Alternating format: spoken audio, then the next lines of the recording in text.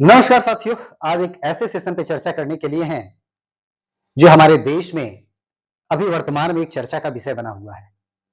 जैसा कि आप जानते हैं कि जब 2019 में धारा 370 जम्मू कश्मीर से हटाई गई, तो अब क्या भारत के प्रधानमंत्री नरेंद्र मोदी का अगला प्लान आर्टिकल 30 को हटाने को लेकर के है।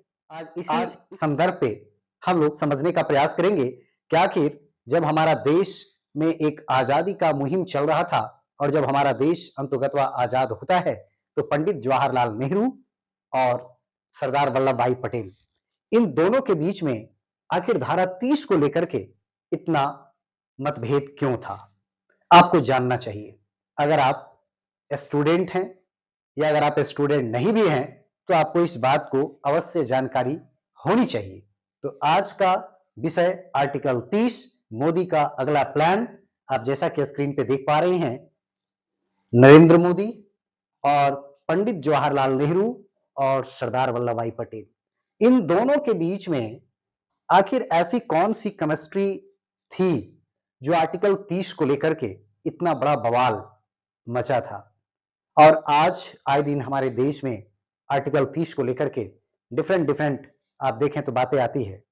आखिर ऐसा कौन सा इसमें मुद्दा छुपा हुआ था जो सरदार पटेल जी ने ऐसी बात कही कि हमारे जीते जी भारतीय संविधान में आर्टिकल 30 को नहीं जोड़ा जाएगा। ऐसी क्या वाकया हो गई जो पंडित जवाहरलाल नेहरू आर्टिकल 30 को जुड़वाना चाहते थे और अंततः जुड़ा। आइए आज इस पे हम लोग बात करते हैं, है ना। स्क्रीन पे अगर आप देख पाए, सरदार पटेल और पंडित जवाहरलाल नेहरू, आर्टिकल 30 को लेकर के स्पष्ट किया है हमारा कॉन्स्टिट्यूशन ने। अल्पसंख्यकों की जो अधिकार है, जवाहरलाल नेहरू और सरदार वल्लभ भाई पटेल के बीच में ऐसी तीखी जो टिप्पणियां आई, क्यों, इसका वजह क्या था, इसके मायने क्या है ना। आगे हम इसी में बात करेंगे कि एक बहुत ही बड़ा कंट्रोवर्सी आर्टिकल 30 को लेकर के उत्पन्न हुआ और हमारे देश में आए दिन आर्टिकल 30 का चर्चा होते रहता है। आखिर आर्टिकल 30 क्या कहता है क्या, ये आपको जानकारी होनी चाहिए, है ना। जैसा कि आप देख पाए, और सरदार पटेल हमारे देश के पहले होम मिनिस्टर और डिप्टी प्राइम मिनिस्टर भी रहे, है ना। आर्टिकल 30 में अभी जो चर्चाएं सामने आई है, क्या दिल्ली में जो घटना घटित हुई उसको ध्यान में रखते हुए इसको हटाने की बात हो रही है, या फिर इन डॉक्टरों की एक फौज को जो गिरफ्तार की गई, इन मुद्दों को ध्यान में रखते हुए आर्टिकल 30 को हटाने की बात हो रही है। तो आखिर आर्टिकल 30 है क्या? अगर आप आर्टिकल 30 को ध्यान से पढ़ें और समझें, तो बहुत ऐसी बातें लिखी हुई है जो दिशा दृष्टि पंडित जवाहरलाल नेहरू और सरदार वल्लभ भाई पटेल का बिल्कुल डिफरेंट आपको दिशा और दृष्टि दिखेगा। आखिर यहां पे चर्चा आर्टिकल 30 क्यों है ना। जैसा कि हम अभी चर्चा करेंगे, आप केवल ध्यान से इस बात को समझने का प्रयास करें कि हमारे देश में अल्पसंख्यकों को एक कानूनन अधिकार दी गई है। क्यों ऐसी मैं बात कर रहा हूं? अल्पसंख्यकों को एक ऐसी अधिकार दी गई जो आज के समय में जो बातें सरदार पटेल जी कह रहे थे, आज होता हुआ आप देख पा रहे हैं। कैसे देख रहे हैं? आप वीडियो पे बने रहें और ध्यान से समझें मैं ऐसी बात क्यों कह रहा हूं। क्या इन तमाम मुद्दों को ध्यान में रखते हुए आर्टिकल 30 चर्चा में आया? जी हां, इन तमाम बातों को भी ध्यान में रखा जाए तो चर्चा इसलिए आया क्योंकि आर्टिकल 30 में स्पष्टीकरण दी गई है कॉन्स्टिट्यूशन के द्वारा कि जो अल्पसंख्यक हैं उनको अपनी धार्मिक शैक्षणिक संस्थान खोलने और चलाने का अधिकार होगा। राइट? तो आप समझेंगे, तो क्या आर्टिकल 30 हिंदुओं का विरोध करता है? जी नहीं। आखिर आर्टिकल 30 को लेकर के जो घमासान हमारे देश में मची हुई है, आपको जानकारी होनी चाहिए कि अल्पसंख्यकों को जो अधिकार दी गई है, इससे किसी को परेशानी नहीं है। लेकिन हां, आगे क्या है कुछ, इस बात को आपको जानना होगा, है ना। देखिए आगे क्या है। भारतीय संविधान के अनुच्छेद 30 कहता है कि सभी अल्पसंख्यक, चाहे वो धर्म या भाषा के आधार पे हो, अपनी पसंद के शैक्षणिक संस्थान वो एस्टैब्लिश कर सकते हैं और उनका वो संचालन स्वयं करेंगे। ठीक। उद्देश्य क्या था? भारत में रहने वाले धार्मिक और भाषाई अल्पसंख्यकों को अपने धर्म, संस्कृति, भाषा की रक्षा करने का उसका एक संवैधानिक अधिकार है। यही एक बहुत बड़ा मसला था। क्या है मसला? जैसा कि आप यहाँ देख पा रही हैं कि जो माइनॉरिटी हैं, धर्म या भाषा के आधार पे अगर कोई भी माइनॉरिटी अगर भाषा और धर्म के आधार पर है, तो उन्हें शैक्षणिक संस्थान को खोलने की आज़ादी दी गई है और चलाने की भी आज़ादी दी गई है। समस्या यहाँ ये आई कि जब हमारा देश आज़ाद हुआ, तो आज़ादी के बाद में पंडित जवाहरलाल नेहरू से अल्पसंख्यक लोग जो रहे, उनकी मुलाकात होती है और पंडित जवाहरलाल नेहरू से मुलाकात करने का एक उद्देश्य ये होता है कि इस देश में जब आज़ादी मिली तो सबसे ज़्यादा बहुसंख्यक यहाँ पे हिंदू थे, है ना? लेकिन जो माइनॉरिटी थे, उन लोग अपनी अधिकार, भाषा, संस्कृति को लेकर के बात रखे थे पंडित जवाहरलाल नेहरू से। तो पंडित जवाहरलाल नेहरू जी के दिमाग में एक उत्पन्न हुई कि ऐसी व्यवस्था बना दी जाए इन लोगों को कि ताकि अपनी भाषा, अपने धर्म का प्रचार-प्रसार भी करे और उनका वो प्रोटेक्शन भी करे, वो अपने शैक्षणिक संस्थान में वो अपना पढ़ा भी सकें मदरसा खोल करके और यहाँ पे वो अपना कुरान को अनिवार्य कर सकते हैं। ये बहुत बड़ा मसला है ना? ये बहुत बड़ा मसला है। आगे बात करेंगे इसमें। सिमिलरली इसी प्रकार से अन्य जो माइनॉरिटी हैं, उनको भी इसी प्रकार से अधिकार दी गई, मतलब जो भी माइनॉरिटी है। लेकिन हिंदुओं के लिए ऐसी व्यवस्था नहीं थी। हिंदुओं के लिए आर्टिकल 19 और 26 की अगर बात करें, तो वहाँ पे ये बातें हैं कि आप अपना एक गुरुकुल चला सकते हैं, लेकिन बड़े पैमाने पे नहीं। आप गुरुकुल में आप अपनी शिक्षा दे सकते हैं, लेकिन जिस प्रकार से यहाँ पे कुरान को आप एक सब्जेक्ट में आपने शामिल किया और अनिवार्य किया, लेकिन यहाँ पे हिंदुओं के लिए ऐसी व्यवस्था नहीं की गई, है ना? लेकिन कानूनन जो इन्हें मान्यता दी गई, ऐसी मान्यता हिंदुओं को नहीं दी गई। यही बहुत बड़ा एक डिबेट का इश्यू बनता है हमारे देश में और ऐसी परिकल्पना इमेजिन उस वक़्त में सरदार पटेल साहब ने करी थी, कि अगर किसी भी माइनॉरिटी को अगर आप समानता के भाव न रखते हुए अगर इस प्रकार से अप एंड डाउन करेंगे, तो हो सकता है आने वाले फ्यूचर में एक समस्याएँ देखने को मिले और वो चीज़ें देखने को मिल रहा है। कैसे मिल रहा है? आगे हम आपको बात करेंगे। बातें समझ में आ रही होगी मैं क्या कहना चाह रहा हूँ। आखिर इसका उद्देश्य क्या था? अल्टीमेट आर्टिकल 30 का अगर हम ऑब्जेक्टिव की बात करें, तो इसमें था कि भारत में जो लोग रह रहे हैं, उनकी धार्मिक और भाषाई जो अल्पसंख्यक को अपने धर्म, संस्कृति और भाषा की रक्षा करने के लिए उन्हें संवैधानिक अधिकार मिले, ये पंडित जवाहरलाल नेहरू जी का मत था। अब इन दोनों का दृष्टिकोण पे बात करेंगे। पंडित जवाहरलाल नेहरू जी का क्या दृष्टिकोण था और सरदार वल्लभ भाई पटेल का क्या दृष्टिकोण था, है ना? दोनों का दृष्टिकोण क्या था? ये दोनों का अल्टीमेट ऑब्जेक्टिव वही था। ऑब्जेक्टिव मूल वही था इन लोगों का, लेकिन दोनों का जो एक बात रखने की जो तरीका थी और जो संवैधानिक जो अधिकार दिए जाने की जो बातें सामने आई, वो बिल्कुल डिफरेंट था, है ना? आगे इसी में हम बात करेंगे। जैसा देखें कि 15 अगस्त 1947 को जब हमारा देश आज़ाद होता है, तो लोगों ने काफ़ी पंडित जवाहरलाल नेहरू से इन लोगों ने अल्पसंख्यक के लोगों ने मिला और उन्होंने ऐसी बातें करी कि हमारा संस्कृति, हमारी जो अस्मिता है, उसका रक्षा कैसे हो। तो कॉन्स्टिट्यूशन में एक ऐसे प्रोविजंस किए गए और इस प्रोविजंस में यहाँ पे माइनॉरिटीज को स्पेशल प्रोटेक्शन दी गई कानूनन, है ना? इस विषय पे हम बात करेंगे आगे, है ना? फर्दर आगे इसमें देखिए तो भारत सरकार ने 1992 के दशक में राष्ट्रीय अल्पसंख्यक आयोग का एक गठन किया, जिसे हम कहें national commission for minorities act 1992, है?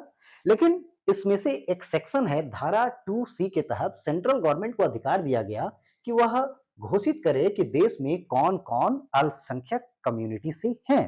तो अभी आप देखें तो वर्तमान में 6 अल्पसंख्यक कम्युनिटी से बिलोंग करते हैं। वे कौन-कौन हैं? The 6 communities notified as minorities under section 2C, है ना? देखिए बहुत ही इंपॉर्टेंट सेक्शन है। Under section 2C।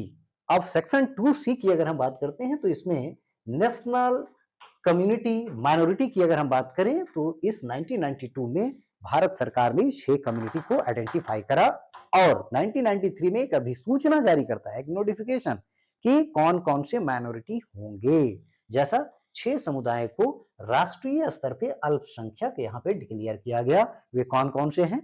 मुस्लिम, जो सबसे बड़े पैमाने पे हिंदू के बाद में सबसे बड़ा अल्पसंख्यक समुदाय यहाँ पे आपको देखने को मिलेगा। अगर बहुसंख्यक तो सबसे ज़्यादा हिंदू, और सेकंड पोज़ीशन की अगर बात करें तो यहाँ पे माइनॉरिटी में अल्पसंख्यक में मुस्लिम सबसे ज़्यादा। दूसरे नंबर पे क्रिश्चियन, है ना? भारत के कई राज्यों में क्रिश्चियनिटी का फैलाव हुआ। सिख, पंजाब में बहुसंख्यक, पर भारत के बहुत से ऐसे जगह पे अल्पसंख्यक हैं, ठीक है? इस बात को भी आपको ध्यान में रखना है।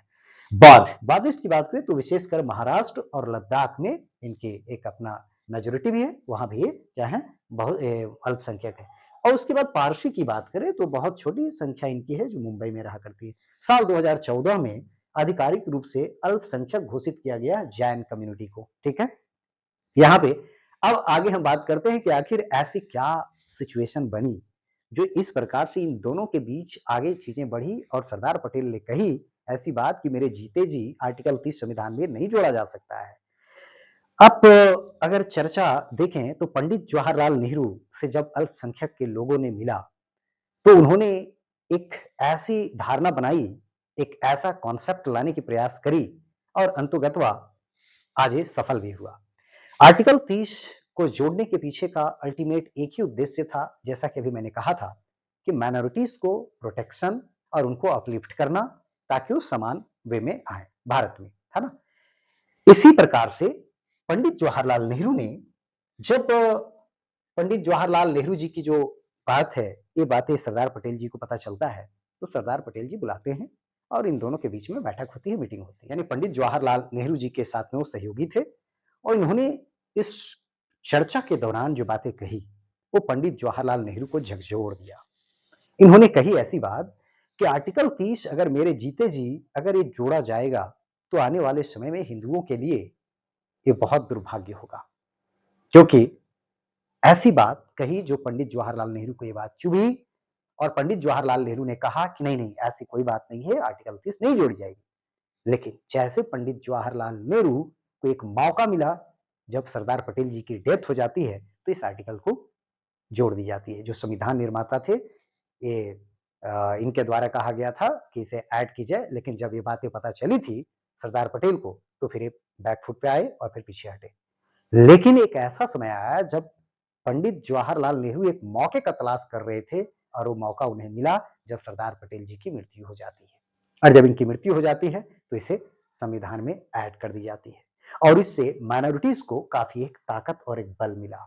और वही ताकत और बल सरदार पटेल ने कहा कि अगर माइनॉरिटी को, अगर आप ज्यादा किसी भी कम्युनिटी को रिक्वायरमेंट से अगर आप उसको आप ज्यादा अपलिफ्ट करने का प्रयास करेंगे तो उसका वो फायदा उठाएंगे। बहुत सारी चीजें हैं, बात करेंगे हम। देखिए मदरसा है ना? ये हम मदरसा की बात कर रहे हैं। इस मदरसा में देखिए यहाँ पे बहुत सारे बच्चे पढ़ रहे हैं, है ना? यहाँ पे देखिए गुरुजी पढ़ा रहे हैं। ये जो शिक्षा दी जा रही है, यही अल्पसंख्यक को एक अधिकार दी गई है, संवैधानिक अधिकार जिसे आप कहें, कि माइनॉरिटी अपने शैक्षणिक संस्थान खोल सकते हैं और अपना रिलीजियस इंस्ट्रक्शन दे सकते हैं, है ना? अपने प्रचार प्रसार भी कर सकते हैं। और यहाँ पे एक खास बात ये है कि अपना कुरान को यहाँ पे नेसेसरी कर सकते हैं, मैंडेटरी कर सकते हैं, अनिवार्य कर सकते हैं, आपको पढ़ना होगा। ठीक? सिमिलरली इसी प्रकार से जैसा कि मदरसा में जो चीजें अभी हो रही है, जो चल रही है, all of you know that, यहाँ पे क्या पढ़ाई हो रही है, इस तरह से अगर पढ़ाई यहाँ पे किया जा रहा है तो इनको रिलीजियस इंस्ट्रक्शन भी दिए जा रही हैं। लेकिन कुछ ऐसे मदरसे भी हैं जो गलत तरीके से उन्हें, जो अभी हमारे देश का सिचुएशन है, उस मूवमेंट की ओर ले जाने का प्रयास कर रहे हैं वैसे मौलानाओं के द्वारा। तो ये कहीं न कहीं देश के लिए ठीक नहीं है ना? इसी प्रकार से जैसा कि आप देखें चर्च वगैरह की हम बात करें तो यहाँ पे अगर आप देखें तो बहुत सारे बच्चे यहाँ पे पढ़ने के लिए आप गए हुए हैं कॉलेजेस में।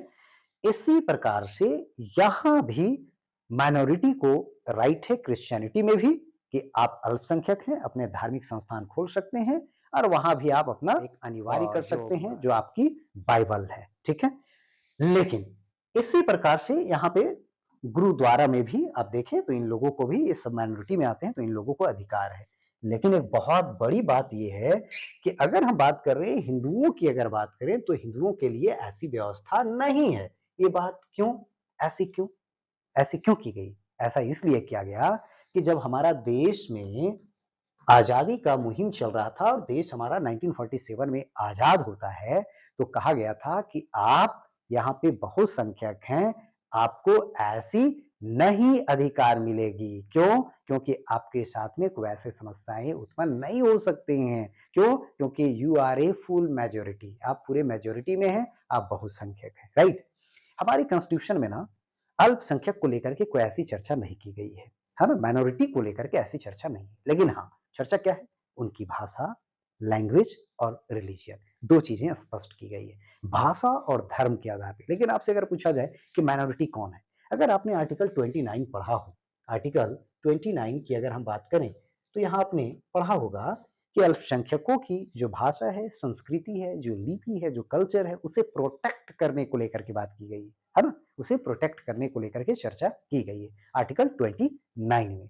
तो यहाँ पे जो चीज़ें सामने आई कि माइनॉरिटीज़ की भाषा, संस्कृति, कल्चर को प्रोटेक्ट करने को लेकर के जो कॉन्स्टिट्यूशन में जो बातें सामने लिखी गई और जो आई और जो चर्चाएँ सामने आती है, वो कहीं न कहीं बहुसंख्यक को ये एक परेशानी में डालता है। ऐसा इसलिए क्योंकि मैंने पहले ही कहा था कि इस पंडित जवाहरलाल नेहरू के सामने बहुत बड़ी एक चुनौती थी कि कैसे अल्पसंख्यकों को ये स्पष्ट रूप से उनको एक प्रोटेक्शन दी जाए और कानूनन एक प्रोटेक्शन दी जाए ताकि वो हमारे देश में अच्छे से अमन और चैन का सांस ले सके। लेकिन वही अमन चैन आज हमारे देश के लिए फिर सरदर्द बन जाता है।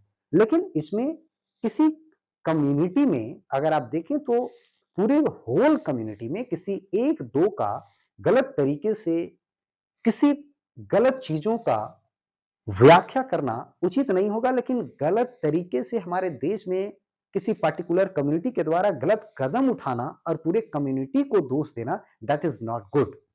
ये बातें अभी हाल ही में सुप्रीम कोर्ट के पूर्व एक जज ने कहा और बहुत ही अच्छी बातें उन्होंने कही कि अगर किसी कम्युनिटी में अगर किसी तरह के गलत कदम उठा लिए जाते हैं इस देश में, तो पूरे कौम को बदनाम की जाती है। ऐसी चीज़ें आपने सुना होगा, देखा होगा।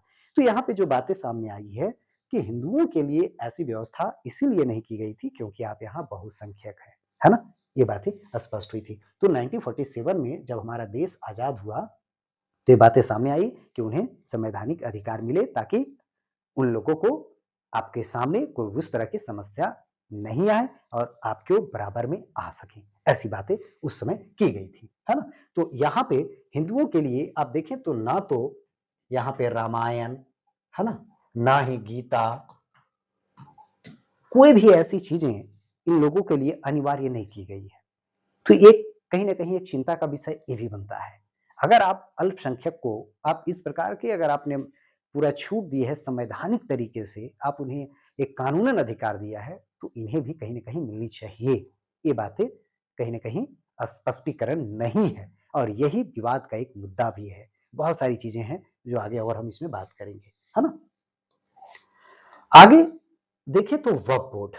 वक्फ बोर्ड की आखिर यहाँ पे हम चर्चा मैं क्यों कर रहा हूँ? वक्फ बोर्ड की चर्चा इसलिए ज़रूरी हो जाता है क्योंकि हमारे देश में इस्लामी धर्मार्थ संस्था में एक चैरिटेबल क्या है बॉडी है और चैरिटेबल बॉडी में क्या-क्या होता है? यहाँ पे शैक्षणिक संस्थान खोले जा सकते हैं लाइक मदरसा, हॉस्पिटैलिटी की व्यवस्था की जा सकती है।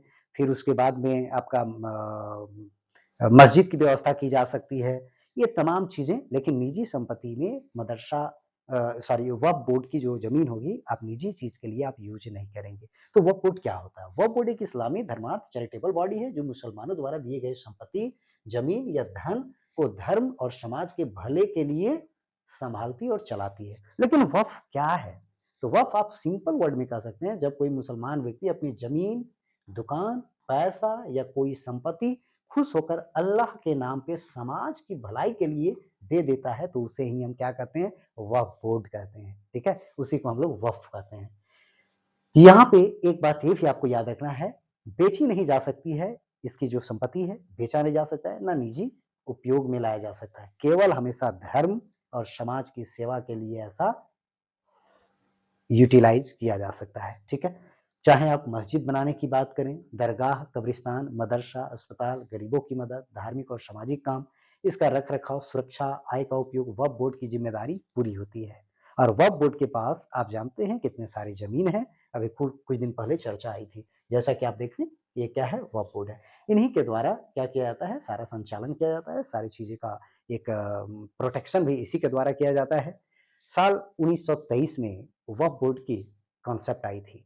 1923 के बाद में 1954 फिर मुसलमान का वक्फ बोर्ड बना, फिर उसके बाद में फिर वक्फ बोर्ड के नाम से उड़ गया, है ना? तो वक्फ बोर्ड आपको बातें समझ में आ गई होगी। अब आते हैं कि ये दोनों का क्या दृष्टिकोण था, पंडित जवाहरलाल नेहरू का क्या डायरेक्टिव था और जवाहरलाल नेहरू का जो डायरेक्टिव था और सरदार पटेल का जो डायरेक्टिव था, दोनों का मोर और लेस वही डायरेक्टिव था, लेकिन वे ऑफ डायरेक्शन दोनों का डिफरेंट था, है ना? आइए बात करते हैं। पंडित जवाहरलाल नेहरू का जो दृष्टिकोण था, उदारवाद, लोकतंत्र जिसे हम लिबरल डेमोक्रेसी या धर्मनिरपेक्षता सेक्युलरिज्म की बात करें, उसका ये प्रबल समर्थक थे, है ना? नेहरू जी। और उनका मानना था कि भारत की एकता तभी संभव है जब अल्पसंख्यकों को पूर्ण सुरक्षा और समान अधिकार और संवैधानिक संरक्षण मिले। हाँ, बिल्कुल। ये बातें सरदार पटेल को भी ऐसा नहीं लगा कि उन्हें नहीं मिलनी चाहिए। सरदार पटेल जी आखिर वो कहना क्या चाहते थे? हमने अभी एक वर्ड कहा कि डायरेक्टिव और डायरेक्शन दोनों का सेम अर्थ है, लेकिन डायरेक्टिव जो नेहरू जी के द्वारा दिया गया और जो सरदार पटेल जी के द्वारा जो डायरेक्टिव दिया गया, ये दोनों का डायरेक्टिव का डायरेक्शन अलग-अलग था, है ना? क्या है? विभाजन के बाद मुसलमानों और सिखों और अन्य अल्पसंख्यकों को भय का वातावरण था, इसलिए नेहरू जी चाहते थे कि संविधान में उन्हें भरोसा और सम्मान दे ताकि आर्टिकल 30 यहाँ पे मेंशन हो और इन्हें भरपूर ताकत मिले, है ना? वे चाहते थे कि भारत एक ऐसा राष्ट्र बने जहां बहुलता, टूरिज्म और संस्कृति विविधता का सम्मान मिले। ऐसा ये नेहरू जी का मत था, ठीक है? जैसा कि आप देख पा रहे हैं नेहरू जी। और यही नेहरू जी हैं, इन्हीं के शासनकाल में इनके पिताजी मोतीलाल नेहरू वर्ष 1924 में जब इन्हें अपलिफ्ट की गई यानी आईएनसी में, तो हमारे देश में नेपोटिज्म का राजनीति में कॉन्सेप्ट आ जाता है ना? नेपोटिज्म यानी वंशवाद की परंपरा, ठीक है? तो ये नेहरू जी का ये अपना एक मत था, इनका एक डायरेक्टिव था। सरदार पटेल का दृष्टिकोण अधिक व्यावहारिक और राष्ट्रीय एकता पर केंद्रित था। यही सरदार पटेल जी हैं, वो यूनाइट करने का इन्होंने प्रयास किया था और ये हद तक सफल भी रहे, है ना? इनका मानना क्या था कि देश के सभी नागरिकों को समान अधिकार मिलने चाहिए। बिल्कुल सही। अल्पसंख्यकों को विशेष अधिकार देने से भविष्य में विभाजन की मानसिकता, कम्युनल डिवाइड फिर से पैदा हो सकता है और ये चीजें आज अभी देखने को मिल रहा है। आप देखेंगे बहुत ऐसे जगह कहीं तो देश की मांग हो जाती है कोई राज्य में, है ना? अभी नागालैंड में देखा होगा किस प्रकार से चर्चा चल रही है। मैं नागालैंड पे भी एक मैं वीडियो आपके सामने बनाऊँगा और रखूँगा कि आखिर नागालैंड हमारे देश का एक हिस्सा है, आखिर वहाँ पे ऐसी बात क्यों हो रही है देश का? क्या आखिर मसला है? इस पे भी हम चर्चा करेंगे।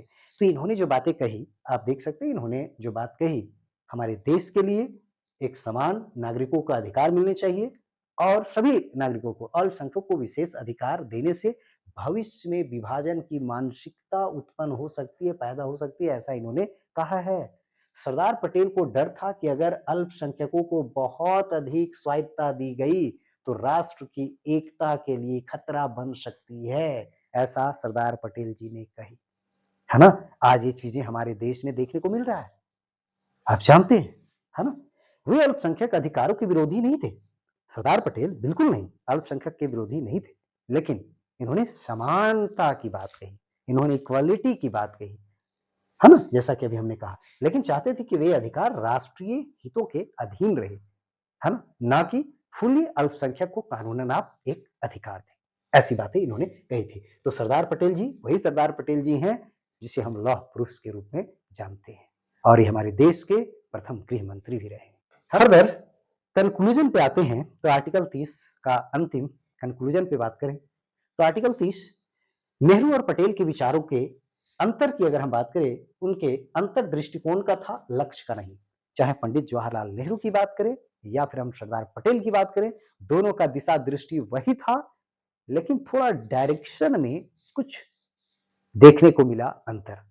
लेकिन यहाँ पे अगर हम बात करें तो इन दोनों का दृष्टिकोण का लक्ष्य जो था, गोल था, अल्टीमेट वही था। ठीक है? नेहरू इसे विश्वास और सुरक्षा से हासिल करना चाहते थे। नेहरू जी इसे विश्वास और सुरक्षा से हासिल करना चाहते थे, जो बहुत ही डेंजर है।